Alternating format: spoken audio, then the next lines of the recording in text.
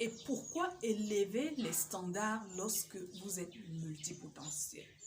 La première question que j'aimerais vous poser, c'est: est-ce que vous êtes fier de la vie que vous menez actuellement? Je vous ai souvent dit que l'environnement dans lequel on grandit ou alors l'environnement avec lequel on interagit façonne nos résultats, façonne nos actions au quotidien. Et je dirais que les résultats que vous avez aujourd'hui sont juste à la hauteur des actions que vous avez menées, influencées largement par l'environnement dans lequel vous vous trouvez. D'accord? Cet environnement également façonne votre façon de penser, donc est capable de limiter, n'est-ce pas, vos performances tant sur le plan personnel que sur le plan professionnel. Alors, comment donc est-ce que vous pouvez faire lorsque vous avez découvert que je suis multipotentiel, lorsque vous savez que vous avez certainement quelque chose à l'intérieur de vous que vous devez exprimer, parce que c'est ça le propre de multipotentiel, une grande performance à l'intérieur qu'il faut laisser sortir. Et je tiens à rappeler ici que ce n'est pas parce que vous êtes multipotentiel que vous allez forcément réussir. C'est pourquoi, oui, je me dois de parler au multipotentiel en toute langue. Ah oui, clairement, il faut le dire. La deuxième question que j'aimerais vous poser, c'est: quel est le prix que vous êtes prêt à payer en fait pour sortir de ce carquois, pour sortir de ce cercle vicieux de la médiocrité? La troisième question que j'aimerais vous poser ici, c'est: comment est-ce que vous vous voyez dans 1 an, dans 2 ans, ou je dirais même aujourd'hui, parce que lorsque j'accompagne des entrepreneurs, ou du moins des personnes lambda en fait, à mettre sur pied, que ce soit un concept, que ce soit une entreprise. Lorsque je les accompagne au niveau de leur business plan, je regarde toujours le seuil de départ, ok? Le business plan pour une personne débutant n'est pas obligé d'être assez touffu. On va juste tenir compte, n'est-ce pas, des objectifs à réaliser à court, à moyen terme. À long terme, on peut mettre des objectifs comme ça, mais pour ce qui est du détail des éléments à regarder au détail près, on peut se limiter à un business plan qui tient compte des objectifs à moyen terme. Ok? C'est pas de ça dont on parle aujourd'hui.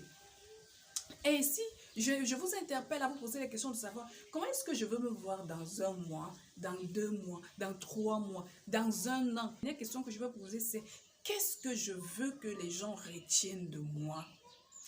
Je veux vous renvoyer cette question. Qu'est-ce que vous voulez que les gens retiennent de vous en fait? Et dès que vous avez réussi à l'écrire, j'aimerais que vous preniez la peine, prenez un cahier, écrivez. Pourquoi est-ce que vous devez écrire cela? Parce que l'écriture est un signe d'engagement céleste en fait. En fait, c'est un exercice divin. La plupart de grandes personnes qui ont réussi vous diront qu'elles ont écrit. Qu'elles ont écrit leurs rêves, qu'elles ont écrit en fait, leurs objectifs, qu'elles ont écrit leurs projets en fait. Et ce projet n'est pas obligé d'être écrit de la plus belle des façons. Ça peut être même en griffonnant, mais du moins écrivez. Lorsque vous écrivez, c'est comme si vous avez envoyé un message à la nature de vous apporter ce dont vous avez besoin. C'est comme si vous avez envoyé un message à votre cerveau, vous commencez à réfléchir dans ce sens, même inconsciemment. Et je vous dirais que prenez la peine de créer ce que je suis en train de vous dire. C'est un exercice que j'ai souvent pratiqué depuis que j'ai atteint l'âge de la raison. Donc, on peut dire depuis peut-être la seconde, j'ai appris à écrire ce que je voulais. Pour moi, c'était comme m'amuser. Mais je vous dirais que chaque fois, ça marche. Et si ça marche chez moi, je partage avec ma communauté. D'accord? Alors, pour les personnes qui ne me connaissent pas, je suis Dinoga, je suis coach d'affaires, je suis mentor des multipotentiels. Je suis également thérapeute. Oui, franchement, ma cible, je les multipotentiels, je les aide à bâtir, à créer et à faire à leur image. Très, très important. D'accord? Alors, la première chose que je dirais ici à un multipotentiel, déjà pour viser les hauts standards, c'est: commence à me choisir les personnes avec lesquelles tu dois marcher. Les gens qui doivent aiguiser, n'est-ce pas, la grandeur en toi. C'est pas méchant de viser la grandeur. J'ai dit dernièrement souvent de mes posts que lorsque vous visez la grandeur, allez en compagnie des personnes qui parlent grandeur en fait. Et si jamais vous avez dans votre environnement une personne seulement qui ne vous donne pas une bonne raison d'aller en hauteur, disqualifiez-moi cette personne. C'est pas être méchant. Pourquoi je le dis? Avec le grand cœur que vous avez, votre super empathie, vous voulez aider tout le monde. Mais sachez très bien que si vous n'avez rien, vous n'allez pas pouvoir aider les autres. Est-ce qu'on se comprend? En compagnie donc des personnes qui pensent médiocrité, qui pensent qu'on ne pourra jamais avancer, ben, il y a des gens comme ça. Hein? Il y a des gens, même si vous leur faites boire la grandeur dans un verre, ben, ils vont rester médiocres. Et je ne pense pas que ce soit un lieu de contagion par excellence pour vous. Changez de compagnie. Allez dans des conférences, par exemple, vous créez un réseau, des personnes qui vont vous challenger, des personnes qui vont challenger votre mind, des personnes qui vont vous donner envie d'avancer, des personnes qui vont vous donner envie de vous surpasser, des personnes qui vont vous donner de très beaux conseils, en fait. Faites tout pour avoir ce cercle vicieux. Moi, j'aime souvent parler En tout cas, moi, j'ai la mission de parler les multipotentiels à la lumière de la parole de Dieu, ok? Scientifique et autres, mais mon avantage concurrentiel, c'est vraiment la parole de Dieu. Ça, il faut le dire. C'est ma différence avec les autres. Alors, ce que vous allez vous voir, c'est que Jésus-Christ, lorsqu'il est venu sur la terre, il avait son cercle vicieux de ses disciples, les 12 en fait. Donc, avant d'arriver dans les 5,50 m de Jésus, il fallait d'abord passer par les 12. Il fallait d'abord passer par un de ses disciples. Ce n'est pas en odeur, en fait. Jésus-Christ est là pour nous montrer le modèle par excellence pour vivre la grandeur dans cette génération, pour vivre la grandeur en fonction de votre identité. Vous devez aussi avoir ce cercle vicieux-là. N'importe qui n'est pas censé avoir accès à vous. J'ai écouté un conseil encore ce week-end alors que j'étais en une conférence. Et l'oratrice disait que lorsqu'elle est rentrée dans son pays, elle a coupé les ponts avec ses amis d'enfance. C'est le prix à payer parfois pour aller à la grandeur. Pourquoi est-ce qu'elle a coupé les ponts? Parce qu'elle avait déjà accès à une catégorie de personnes et qui ne lui donnait pas le droit, n'est-ce pas, de rentrer en compagnie de ses amis d'enfance. Et j'entends quelqu'un me dire ici que oh, les bobos, entre les bobos et autres machins, bah, ça ne m'intéresse pas en fait. On a des objectifs à atteindre, on n'est pas là pour des sentiments. On n'est pas là, voilà. On doit résoudre les questions de notre société. Et à un moment donné, oui, si que ça énerve quelqu'un, t'as mieux. Du moment où on doit résoudre les problèmes, c'est la priorité, d'accord? Mais je tiens à vous rappeler qu'il ne s'agissait donc pas d'une question d'être seulement parmi les riches, ou bien quand on parle de richesse ici, beaucoup de personnes voient le matériel, non. Et il y a une catégorie de personnes que vous allez avoir dans votre réseau, je pense qu'on va faire une vidéo là-dessus. Cette personne n'a pas forcément beaucoup d'argent, mais cette personne sait vous canaliser. Cette personne vous voit, c'est-à-dire elle a comme votre... C'est-à-dire la personne qui vous soutient émotionnellement, la personne qui voit en vous ce que vous n'êtes pas capable de voir et qui va vous soutenir de manière inconditionnelle, cette personne n'a même pas d'argent. Ce genre de personne vous devez avoir dans votre cercle vicieux. On en parlera dans une autre vidéo, ok? Et c'est très important donc de le noter, son environnement, tenir compte. Le deuxième conseil que je vais vous donner ici, c'est accepter l'échec. La plupart d'entre vous qui êtes multipotentiels, sur le plan académique, vous n'avez jamais échoué en fait. Vous êtes passé de classe en classe, parfois même, vous êtes allé, le premier trimestre, vous êtes dans une classe A, deuxième trimestre, vous allez en classe supérieure. Et c'est comme ça que vous avez passé le temps à sauter des classes. Et vous ne connaissez pas la douleur de l'échec. Mais la vérité est que la grandeur se trouve dans l'échec. Pourquoi? Lorsque vous échouez, la première chose que vous avez appris, parce que vous avez pratiqué quelque chose. À chaque action, on apprend. Et lorsque vous échouez, en fait, l'échec veut juste dire changer de stratégie. Ou alors va à un autre niveau. Tout simplement. Ou encore essaye encore, en fait. Vous qui mettez en pratique, n'est-ce pas, et vous échouez.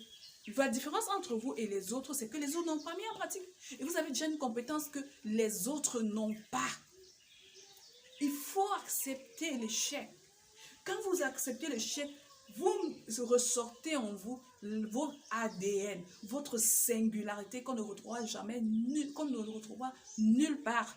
Vous pouvez vous former sur X, Y, Z, mais votre expérience sur le terrain, ce sera sur la base des échecs. Ce n'est pas pour vous encourager à échouer toutes les 2 minutes. Ce n'est pas pour vous dire que votre vie ne sera que des échecs, mais je veux vous dire, acceptez l'échec parce que c'est l'échec qui vous fait passer d'un point A à un point B. D'accord? Troisième élément que je veux vous demander de faire ici, c'est éviter le perfectionnisme. Alors, je me suis rendu compte que vous les multipotentiels, nous les multipotentiels, nous aimons tellement la rectitude. D'ailleurs, la plupart des personnes qui viennent dans mes programmes de formation, vous savez très bien que j'ai une certaine rigueur dans le travail. Et c'est pourquoi tout le monde ne peut en même temps pas venir travailler avec moi. Voilà. Hein? Parce que nous, on vise les hauts standards. Et lorsque vous allez en hauteur, à un moment donné, il faut savoir ce qu'on donne aux clients. À un moment donné, il faut bosser pour que le client soit satisfait. Il faut donner au-delà de la promesse. Et ça demande une certaine discipline, ça demande une certaine rigueur, ça demande un certain sacrifice. OK? Mais c'est différent du perfectionnisme. Parce que le perfectionnisme, lui, trouve qu'on n'a jamais fait assez. Et parfois, vous renvoie le cliché de la culpabilité, en fait. Et là, ça devient très dangereux. Lorsque vous voulez travailler et que vous vous dites que tout n'est pas prêt. Il faut à tout prix il faut que toutes les cartes soient de notre côté. C'est extrêmement dangereux. Pourquoi? Parce que vous ne passez pas à l'action à temps. Et vous accusez un énorme retard. Combien parmi vous aujourd'hui, vous avez entamé des projets depuis le début de l'année? Vous n'êtes jamais allé en point B. Pourquoi? Parce que vous trouvez que c'est jamais assez. C'est jamais assez. Ma caméra ne filme pas bien. J'ai pas le meilleur vêtement. Je n'ai pas la plus belle peau. Je n'ai pas, je suis désolée en fait. Acceptez faire des erreurs en fait. Acceptez que ce ne soit pas beau aujourd'hui. Vous travaillez et demain ce sera beau. On grandit dans le processus. Aujourd'hui, ce que vous avez aujourd'hui est magnifique. Utilisez ça et utilisez ça bien. Servez vos clients avec. Et notez sur votre agenda vos besoins. Lorsque vous avez de l'argent, vous mettez ces besoins en avance. Quand je dis à beaucoup de multipotentiels, si vous ne savez pas faire une auto-évaluation, vous ne faites pas de rapport d'activité, eh bien, vous n'allez pas savoir où vous êtes en train d'avancer ou pas. Ça, c'est encore notre vidéo. Mais comprenez que c'est comme ça, en fait. On commence quelque part. Jusqu'à présent, il y a des moments où je fais des publications, je fais des fautes, en fait. Je suis en train de m'améliorer là-dessus. Mais je reviens corriger. Après tout, je suis humain. OK? Je suis un être humain. Et je vous dirais que dans mon mode de fonctionnement en tant que multipotentiel, j'ai parfois le trouble de l'attention. Oui, c'est le propre des multipotentiels. Donc, un problème de manque de concentration. Et ça fait en sorte que vous pouvez facilement faire des erreurs, même en écrivant un livre, même en écrivant un texte, même en vous revenez juste relire et vous corriger. OK? Très important. Troisième élément que je vais vous dire ici, c'est arrêter de jouer les victimes, les plaintifs, de ruminer en fait. Une de vos particularités, c'est que vous êtes toujours en train de penser en fait. Toujours en train de penser, et je pèse mes mots, vous pensez tellement que parfois ça vous fatigue. Clairement, je suis d'accord avec vous. Mais lorsque vos pensées sont plutôt associées à des plaintes, à des ruminations, à ce phénomène je vais dire quoi? De vous prendre pour des victimes, c'est extrêmement dangereux. C'est toxique. Moi, je vous dirais, c'est un poison que vous fabriquez vous-même en fait. On n'a pas fait, on n'a pas dit, ils sont faits. Non, c'est pas bon pour vous. Lorsqu'on vous demande de ne pas vous plaindre, de ne pas ruminer, parfois vous pouvez vous dire que la coach, tu ne comprends pas ma situation. Je vous ai dit, soignez vos blessures émotionnelles pour sortir de ce game en fait. Je comprends votre situation parce que je suis passée par là. Mais en vous plaignant, ça ne résout pas le problème. Au contraire, ça vous détruit. Tant que vous voyez que c'est les autres qui vous veulent du mal, tant que chaque situation dans votre vie, vous avez l'impression que c'est les autres qui vous veulent du mal, c'est les autres qui cherchent à vous détruire en fait, c'est dangereux. Parce qu'en fait, la seule personne responsable de votre bonheur, c'est vous. C'est vous qui décidez de ce que les autres, en fait, du poids que les autres ont sur vous. Est-ce que je peux vous dire que moi, je suis totalement à l'abri des coups bas que les gens vont me faire? Oh non. Mais lorsqu'un coup bas arrive, je vais m'asseoir, l'étudier. Je vais me questionner. C'est un travail qu'on fait au niveau de l'intelligence émotionnelle. Je vais me questionner. Je vais trouver le juste milieu pour enlever la partie toxique parce que moi, je ne peux pas vivre avec ce qui est toxique. Je dois performer. Je dois performer en entreprise. Je dois performer auprès de mes clients. Je dois performer pour rester au top. Et je n'ai pas besoin des énergies négatives pour ça. Je préfère stresser avec un client qui vient avec une difficulté. Je me dis, qu'est-ce que je peux faire? Qu'est-ce que je peux donner de plus ici? Qu'est-ce que je peux faire pour satisfaire ce client? Et là, parfois, ça peut me faire stresser parce que je me dis, non, j'ai mes process, mais mes process sont ma base de données pour aider un client. Sauf que j'aime traiter mes clients au cas par cas. Alors, qu'est-ce que je vais donner à ce client pour que sorti d'ici, ce client, n'est-ce pas, je reste dans sa tête? Qu'est-ce que je peux lui donner pour que ce client un jour revienne? Qu'est-ce que je peux lui donner pour qu'un jour ce client puisse me recommander quelque part? Qu'est-ce que je fais? Et là, oui, je préfère stresser dans ce contexte parce que c'est positif. Mes hormones vont commencer à travailler en mon faveur. Vous savez très bien qu'il y a un contexte où lorsque vous téléchargez des hormones de bonheur, ça travaille à votre avantage. Les hormones de bonheur, la dopamine, la sérotonine et autres. Mais il y a des moments où vous êtes en ébullition d'émotions parce que à l'instant, ce n'est pas les hormones de bonheur qui travaillent, mais c'est plutôt de l'adrénaline en fait. Ma dopamine va travailler en ma faveur. Il y a un stress positif. Oui. Mais quand c'est l'adrénaline qui est en train d'opérer, ça génère de la peur. Ça génère de la peur et ça me détruit. Et je vous dirais que non, vous n'avez pas besoin de rester dans ce contexte de victimisation. J'ai beaucoup d'entre vous comme ça. Oui, c'est lui qui a fait, c'est mon parent qui a fait, c'est ma maman qui a fait, c'est ma soeur, c'est eux. C'est extrêmement dangereux. Et ça, c'est des facteurs majeurs qui vont vous maintenir dans la médiocrité. Lorsqu'on vise les hauts standards, on se remet en question. Lorsque quelqu'un vous marche sur le pied, vous vous demandez comment est-ce que je vais me servir de ça pour aller à un autre niveau. Parce que les challenges et les épreuves sont là pour vous propulser à un autre niveau. Jusqu'à ce que vous soyez capable d'en faire bon usage. Très, très important. Ok? Sans l'adversité, vous ne pouvez pas aller dans les hauts standards. Sans l'adversité, vous ne pouvez pas viser l'excellence. L'excellence, c'est dans l'adversité. Et il n'y a pas un type d'adversité. Je dis tout ce qui entre dans votre vie. Ok? Oui, il faut se protéger et il y a une autre vidéo qui va venir là-dessus. Dernier conseil que je vais vous donner ici pour viser les hauts standards, c'est faites-vous accompagner en fait. Arrêtez de trouver les excuses. Je n'ai pas d'argent. Les formations coûtent cher, les accompagnements coûtent cher. Tout ça, c'est des alibis. C'est des excuses, les amis. Ouvrez grandement vos yeux. Dites, je suis fatiguée. Et allez chercher la solution. J'en parlais encore avec une dame dernièrement. Et je lui disais, je n'ai pas d'argent est une excuse pour ne pas bâtir ça. Créez les opportunités pour vous faire accompagner. Il y a des gens qui ont souvent décidé de voir certains coachs. Je dis que coach, j'ai telle compétence, j'ai remarqué que dans votre façon de travailler, il y a ceci qui manque. Est-ce que je peux vous aider? Vous vous asseyez là, vous servez cette personne. Vous donnez le max de vous-même. Pendant que vous serez en train de servir, vous allez peaufiner vos propres compétences. Vous n'avez pas payé grand-chose. Hein.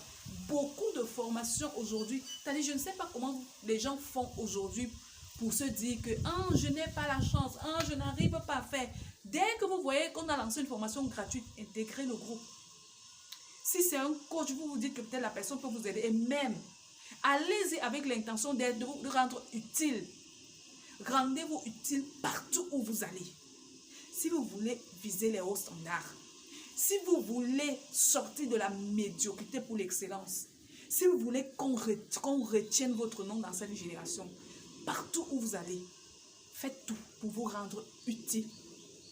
Les gens vont vous remarquer. Vous n'avez pas idée. Peut-être, et n'y allez jamais pour dire que comme je suis en train de faire là, on va me reconnaître. Non. Si vous allez avec cette mentalité, je suis désolée, vous cognez la tête. Allez avec votre bon cœur. Et dites-vous qu'aujourd'hui, j'ai peut-être pas d'argent, mais je peux servir avec mon intelligence. Je peux servir avec mes performances. J'aime les performances, je ne sais pas par où commencer, mais je peux servir pour l'instant. Allez servir avec bon cœur. Même si cette personne ne vous reconnaît pas, il y a un agenda. C'est-à-dire votre agenda spirituel va noter que vous avez été utile quelque part. Et un jour, il y a un bienfaiteur qui va vous se pointer dans votre vie. Le problème, c'est que lorsque vous êtes rempli de blessures émotionnelles, c'est difficile de laisser parler votre humanité. C'est les blessures qui parlent à votre place. C'est le côté sombre qui parle à votre place. Et chaque fois que vous voulez faire une bonne chose, il viendra vous disqualifier. Je vous ai dit, on n'envisage pas l'excellence avec les blessures émotionnelles. Parce que les blessures émotionnelles sont un voile qui vous empêche de voir les opportunités aussi près de vous. Parce que vous êtes dans les opportunités. Vous ne voyez absolument rien. Simplement parce que vous êtes blessé, écorché, vif par votre passé. Et peut-être même votre présent. J'espère que cette vidéo vous a aidé. Si vous avez besoin d'un accompagnement, peut-être vous avez besoin d'un coaching, vous avez besoin d'un rendez-vous, vous voulez discuter avec moi sur votre statut de multipotentiel, vous ne savez pas comment dealer avec, vous vous trouvez vraiment en déphasage, vous pensez que vous n'êtes pas normal et vous savez que vous avez appelé à faire de grandes choses, vous pouvez me contacter, nous allons travailler ensemble. Vous avez même commencé votre business, vous avez commencé plusieurs business, vous ne savez pas comment vous recadrer, comment vous encadrer, vous ne savez vraiment, vous tournez un rond dans ce business, vous pouvez me contacter. Ok? Je vais vous accompagner. Le lien est juste au bas de cette vidéo. À très prochaine pour une nouvelle capsule. C'était dit. Ciao.